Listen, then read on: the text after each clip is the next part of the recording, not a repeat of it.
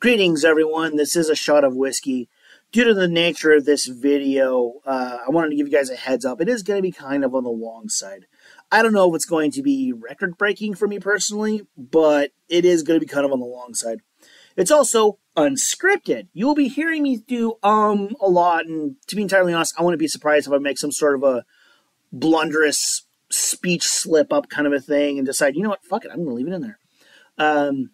I'm going to try to avoid that, but it might happen. So just to give you guys that heads up. Also, the image that I'm using here, you know, the typical whiskey shot glass, that's usually what I use. That's all you're going to see in this video. Nothing else. No apologies. And that's mainly because I wanted to get this out as quickly as possible. This is entirely about talking. So I wanted that to be the key aspect. Plus, I'm trying to get it out as quickly as possible. I don't want to waste the time throwing in 800 pictures because I think they'll be funny. Sorry. There we go. There's a little humor for you. So before I get into the purpose of this video, I want to get into a particular understanding of a certain word, and that is philosophy. Philosophies, by nature, will grow over time as more and more people accept said philosophy. And with that happening, that means you're going to be having different opinions about certain aspects. Sometimes it's about the philosophy itself, and a lot of times it has nothing to do with said philosophy whatsoever, and MGTOW is no exception. Case in point, I know for a fact that not all of us agree with the aspects of smoking weed, or drinking alcohol, or the small hats, or forms of entertainment. And you know, that's fine. As far as I'm concerned, we should be disagreeing on stuff, so long as we're civil and not trying to kill one another over it. For this video, though, I wanted to focus on some MGTOW-specific talking points, more so one in particular, because this one, as far as I can tell, is the primary motivation behind what caused me to want to do this video. Now, unfortunately, with those differences, there are cases where there's infighting.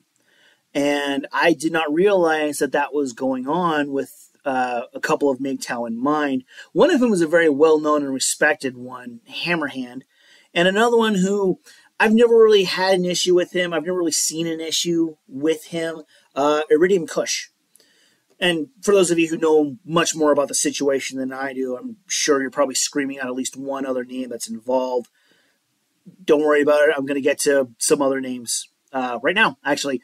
About a week ago, from the time that I posted this video, from the time I'm making this recording, I'd say it was about 4, maybe 5 days prior.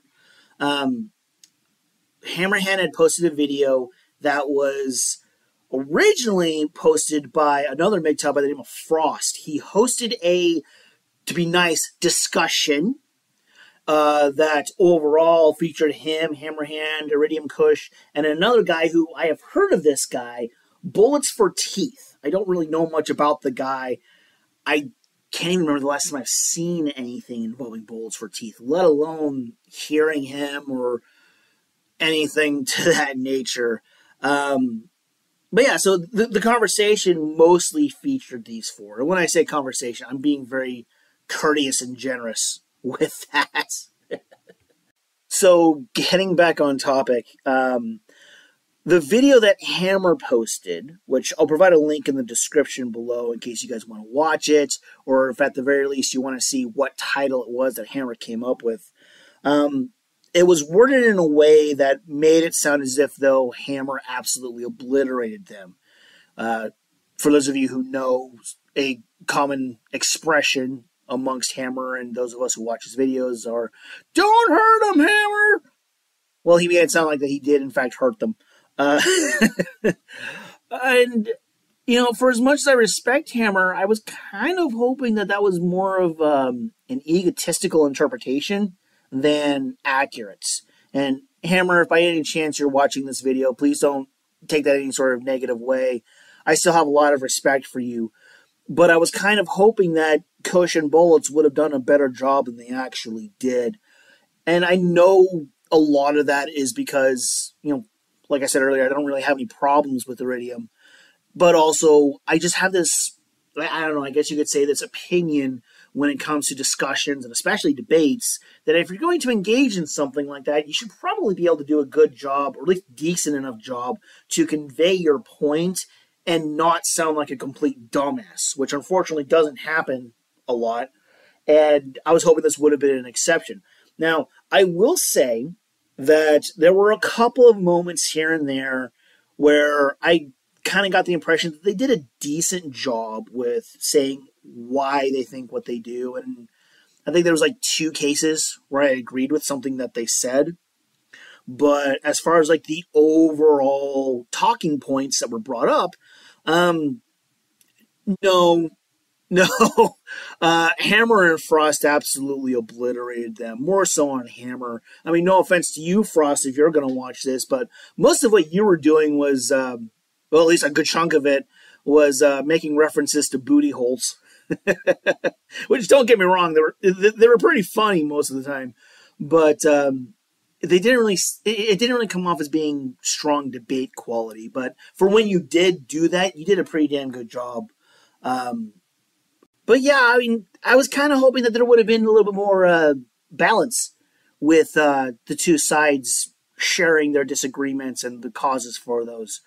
Now, maybe it would have worked out better if it was just one of them going up against one person, like Iridium versus Frost or something like that, or, something like that. But instead we got 2-on-2, and at a certain point we had Chaz come in, which, Chaz, I love you, buddy, but you really didn't contribute that much to it. Or Chronic, which I will give Chronic props. He did a pretty damn good job for being kind of on the neutral side, trying to help spur on certain talking points from those that were being challenged as a whole.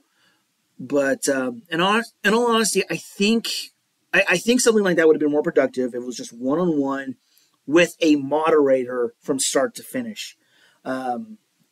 But yeah, I mean, for what we got, I understand why Kush was there. I understand why Bolts was there. Frost was hosting, so of course he was going to be there. And I could definitely understand why Hammer was there.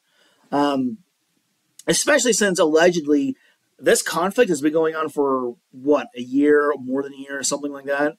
And allegedly both sides have been trying to make contact with each other saying, hey, let's schedule a time to discuss this shit, but nothing ever panned out. Well, I'm going to say this. I don't know how long it's been. It could have been 5 years for all I know, and I don't really care, to be entirely honest. Mostly because we finally had that moment. No more excuses. It finally happened. And this is what we got. I mean, to be entirely honest, I think that things could have been handled differently. But hey, we got what we got. And, we still got some pretty good content. If for nothing else, then for those of us outside of the conversation, being able to discuss our personal opinions such as this. And I will say that when all is said and done, I think Hammer and Frost are correct in terms of the overall picture. And now I'm going to explain why that is. So as far as what the main point of the video was, the main disagreement between these MGTOW, you can basically sum it up as this. Can the LGBTQ be MGTOW, specifically the T? As a whole, I would say no, for the same reason why I say that women cannot, because it's for men, so that disqualifies everybody who is a woman, so that's the Ls. And it's also for men who have the desire to be with women, so that disqualifies the Gs. And not just to be with the women, but for marriage, for child creating. So it could maybe apply to some of the Bs. It would have to be the Bs who are men, are either in a relationship or considering a relationship with a woman that would involve the potentials for marriage and baby making. Q. I personally have always been under the impression that Q is kind of the overall umbrella term for all of these. But if that were the case and everybody agreed with me, then all these extra letters, the A's, the I's, the pluses, the numbers, they wouldn't be necessary because the Q is supposed to be an umbrella. But since that's not the case, I guess I was wrong. So I'm not sure how to answer the Q. The T, however, when you're talking about men involved with that, be they men who start out off as women or men who want to become women, in both situations, they are rejecting what is the entire concept of marriage between a man and a woman, because they don't even know what the hell they are. I mean, I hate to make it sound like I'm bashing on them, but let's be real. The men are avoiding the label of being men altogether by transitioning to women, so clearly they can't be MGTOW.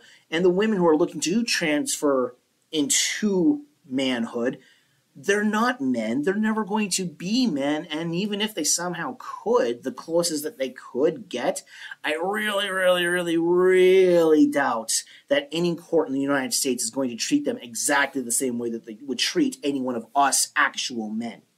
That's just kind of more of a personal view on that. I just don't see it happening. But there was a question, actually a couple that were brought up that I thought were interesting talking points. The first one was a question that was brought up, I think by Kush, to Hammer, which is, what if it's a guy who started the process to transition to a woman and then decided that they were wrong and wanted to transition back to men? Could they count? And I think I would have to side with Hammer on this, which is, I don't know. I would have to think about it. And I'll even add, it would also depend on how far they go and what are they wanting to do from that point on. Because something that I've heard many times over is a lot of men who fall under the category of T somewhere, or at the very least were thinking it possibly. You know, like they were boys who thought maybe they should have been girls, kind of a thing. A lot of them grow out of it and realize that they're just gay. So I'm not sure if those men would count, because they're probably more likely to be gay and be interested in men. You know, that's just my understanding of it. Could it be possible? Yes. Is it likely? I don't think so. So I don't know. I think I would have to really think about that one. And I honestly, it might not be a bad idea for all of us to think about it. But the other point is, and this is one where I definitely agree with Team Bullets Kush, is I don't see anything wrong with us MGTOW content creators having LGBTQ guests on one of our streams every now and then. I see nothing wrong with guests. And it did kind of sound like that Hammer disagreed with that, or at least at one point did. And I'm going to have to say that I don't agree with that. I think Kush and Bullets were correct. I don't think there's anything wrong with us having conversations with these people, even if it's about MGTOW. I don't see anything wrong with that necessarily. And the same thing with just normal women. I see nothing wrong with that. So I don't know. I guess that's my stance. On the overall topic, I side with Hammer and Frost. On a couple of points, I do think that Kush and Bullets had some validity in what they were saying. Not the best delivery, but all in all, they did have a couple of points, but they lost the overall argument with me. There were a few other talking points that were brought up, and I'm sure there are some that I didn't remember or I didn't think were important enough to discuss for my video, but I do have a few, and I'm going to try to keep them to not be as long as the previous one. I mean, that one was like 5 minutes, so I'm going to try to keep these down to about 3-ish, give or take. So the next one is MGTOW political, and if so, is it right-wing? This was brought on because Hammerhand was saying that certain things that Kush and Bullets were arguing were leftist talking points and therefore were anti-MGTOW. Well, I'm sorry, not therefore anti-MGTOW, but they were also anti-MGTOW. And Bullets took it as therefore, meaning that he was saying that Hammer believed that MGTOW was right-wing. And that's not what he was saying. And I agree with Hammer that it's apolitical. You can have, you know, like, if I absolutely had to say if it's right or left, I would say right, simply because it is kind of, you know, it's structured to be a form of anti-feminism, and feminism is of the left more so than the right, by far. So that's the main reason why I say that. However, it should be noted on a few things. it's not, the left wing and the right wing, even those two things, it's not specifically a binary. There's all sorts of different types of left. There's all sorts of different types of right. I know a lot of people see it as being like a spectrum, which I can kind of understand. I kind of agree with Turd Flinging Monkey that it's more like a triangle, but at the same time, triangles have specific points, and there's enough leftist crap to make it to where I don't see that as necessarily being a point. So I see it as being kind of more spherical. There's no points, and in fact, the closest thing to points that it might have would be an axis, which would mean a couple of poles. Like, take a look at the Earth. It has poles. Even those poles are not stationary. They move. Not a whole lot as far as a planet goes, but they do move in a fixated spot. And likewise, it's the same thing with politics. So, as for MGTOW being apolitical, we don't always agree with the right, and sometimes the left has a few good points. We don't agree on everything politically speaking either. Probably the best example of this would be abortion. So I'm not going to go into that too much, but there you go. There's one talking point right there. That's political that MGTOW does not agree on. At least I'm pretty sure of it.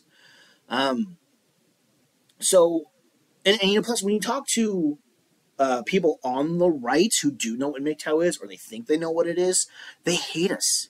They don't like us. They see us as being exactly the same thing as feminism. It's feminism for men, or they're in league with feminism because they're anti-family, they're anti-child, kind of a thing. And, they see us as being of the left. So MGTOW as a whole is an apolitical philosophy. And I don't think, either Bullets didn't understand that, or he didn't understand where Hammer was coming from, or, which this could very well be the case, I think he was trying to do a gotcha. So going back to something that I just mentioned, which is about certain groups not liking us that some people would probably think should, let's go over MRAs. That was brought up a little bit. What is the relationship between MGTOW and MRA? Now, I have said in the past before that I think it is possible for a MGTOW to be an MRA. After all, we are men. We have chosen to be MGTOW because we don't like the state of family courts, marriage, divorce, that stuff. And that's some of the stuff that MRAs fought against. They wanted to change things. But the thing with that is, and this was something that was brought up by Kush, I believe, which is that a lot of MRAs, like the actual active MRAs, they didn't like MGTOW. They saw us as being cowards. And, not on the same page, not willing to get our hands dirty, having different agendas, that kind of stuff. Which, they're not entirely wrong about the agenda aspect, but it's not that we're afraid to get our hands dirty, it's that we don't see a point to it. And we're just content with just being left alone. That's kind of the MGTOW aspect of it. But what I find to be funny about that is MRAs are, at least these ones that Kush brought up, which I know is a good chunk of the MRAs, they didn't like the idea of MGTOW being associated with them, but they were fine with women. And it seemed like everybody on that panel agreed that that was part of the downfall of the MRA movement, was letting women not only in, but taking over. Okay, so the next one is going to be kind of long, and that's mainly because I'm going to combine a couple of bullet points that I had originally and put it into one, which is, what is MGTOW? What do MGTOW do? Do I have to care about other men? Is the MGTOW manifesto valid? I've already tapped into what I think MGTOW is. It's basic, simple points. So how that impacts what we do, I would say so long as it doesn't conflict with it, whatever. We don't have to be online. We don't have to have each other's backs in the sense of, I'll be there for you, just give me a call. I don't think we necessarily have to do that. But for those of us who do, we do it because we care. Part of it is because we can sympathize, we can empathize, we can relate. But that's not always the case. In my particular situation, I have custody of my son. I'm trying to do the best that I can to raise him to be a man, an actual man. And also, I'm hoping that he understands why it is that I never married his mom, which, I mean, to be entirely honest, that was her call, not mine. But I'm glad she made that call. But also why it is that I've never gotten married since, why I've never even tried to get married since. And why I've also never tried to make a child with anyone, including with his own mother, even though at one point she did say that she wanted to have another kid, and she wanted it to be with me for his sake. Which I'm not going to argue that I can see the logic of that, just not enough to where I would say it's the right call. No. No. But I think we are, especially those of us who are social and communicating with one another, I do think that we should be there for each other on some sort of level. Which, Hammerhand brought this part up, which is that we've raised funds to help men out who are in trouble, with stuff like moving and fixing certain things in the house or making payments or something to that effect. I mean, when we can, we help out. And oftentimes when we do, we help out and then some. I can kind of understand the argument that the others were making about going through a fundraiser, but I think Hammer was correct in pointing out that fundraisers are shit. They keep a good chunk of the profits raised. And I'm going to add something, which is they're not always quick with handing out the donation. Sometimes it takes forever. Whereas if we just gave the money to Hammer, he can give the money to whoever it is, like, immediately. Like in the case of Sonic Viper, as soon as money came in, boom, it went to Sonic. He did not have to wait for months for some organization to send it off to him. So I definitely disagree with Bullets and Kush on that point for that reason. And plus, in the case of Hammerhand, I know this is the case. He has talked to men who felt like Minecrafting themselves. Terrence Pop is a great example of this. I mean, he has that counterboard, which is something that Bullets had brought up that honestly pissed me off, which is he said, oh, those are rookie numbers. First of all, the fact that there even is a number should be something worth talking about. Somebody was in need of help. Terrence Pop helped him. That should not be ridiculed. But 500 plus, not only should that not be ridiculed, but he should be thanked. And I think for all of us who do go onto his channel, I mean, I haven't gone to a Terrence Pop video in quite some time, but I think that we should show our gratitude to him for having our back as much as he has. Backs as much as he has. Sorry. There's more than one of us, so it's more than one back. And also, if you're going to say that those are rookie numbers compared to what you have done, like Bullets was doing, what have you done? Explain what you have done. I can understand not like showing right then and there because of, this was done on StreamYard and you weren't even the host, so how could you show something? But you could at least talk about it, and he didn't. He didn't say diddly squat about what he did. And to me, that was just fucking insulting. Screw you, Bullets. For that one aspect, screw you. Oh, I almost forgot about this part. The manifesto. So the manifesto was brought up. Hammer was almost making it sound like that was almost like it was a religious requirement. I mean, he wasn't directly saying that, but that was kind of the impression that I was getting. And I think Bullets and Kush were as well. I don't know. I've never actually read the manifesto. I've seen it. I know it exists. In fact, I think it was because of Hammer that I've seen that it exists. I haven't actually read it, though, so I don't know how I feel about the manifesto, to be entirely honest. I will say, though, that because I do have this opinion that we can disagree on things and our way can mean different aspects depending on what we're talking about, I don't know if I would agree with the manifesto aspect. But I will give Hammer this much credit. I do believe that there are certain key elements to being a MGTOW, and if you can't follow those, then I think that disqualifies you from being a MGTOW, which brings me up to the last point, is what disqualifies a self-professed MGTOW from being a MGTOW. And the obvious one is if you decide to get married. But we're not really going to go into that because it's not really exactly relevant to the video that I'm commenting on. I believe this again goes to Bullets, and I could be wrong on this, but I think it was Bullets who did this. He used the term migtard, and I don't know if he was trying to be funny because Chaz was on, but I did not take it as a joke personally. If I'm wrong, I will have no shame in admitting that I'm wrong. But for the sake of argument, let's say that I am 100% correct, and he did in fact mean it as an insult. That to me says you are not a MGTOW. You do not respect MGTOW as a label. You do not respect men who are MGTOW. You do not respect what it means to be a MGTOW. Therefore, you are not a MGTOW. But like I said, I could be wrong on Bullets doing that. He could have been trying to be funny. But I did not take it as such.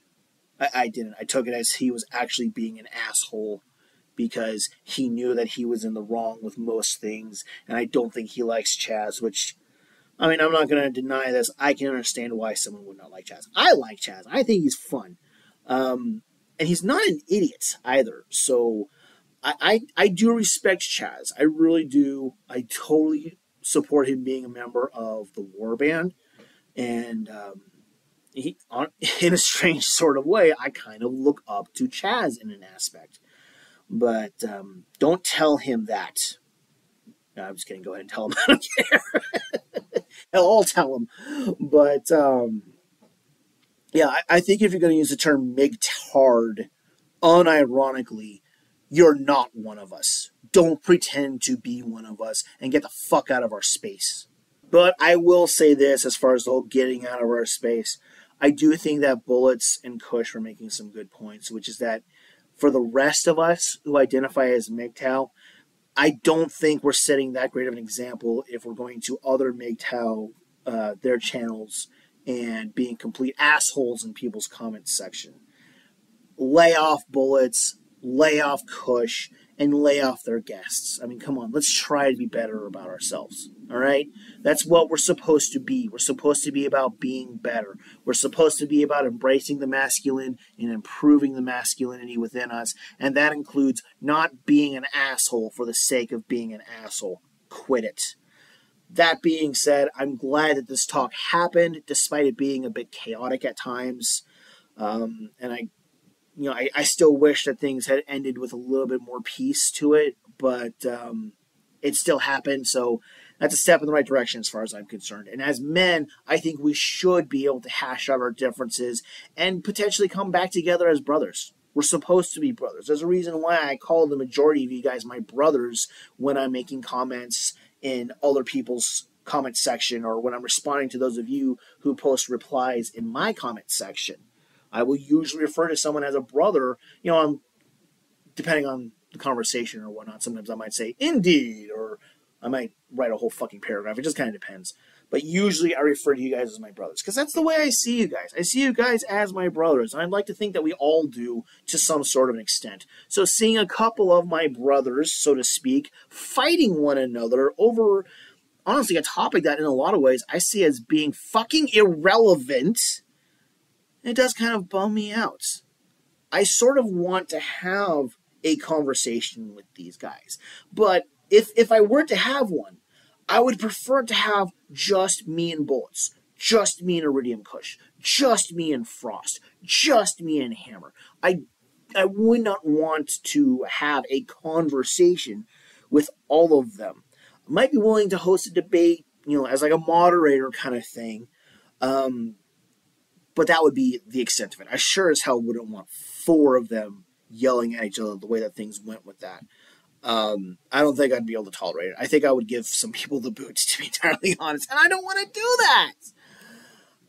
I think we as MGTOW, we can work our shit out. But I also understand that not every bridge is worth rebuilding if there ever was a bridge to build. Okay.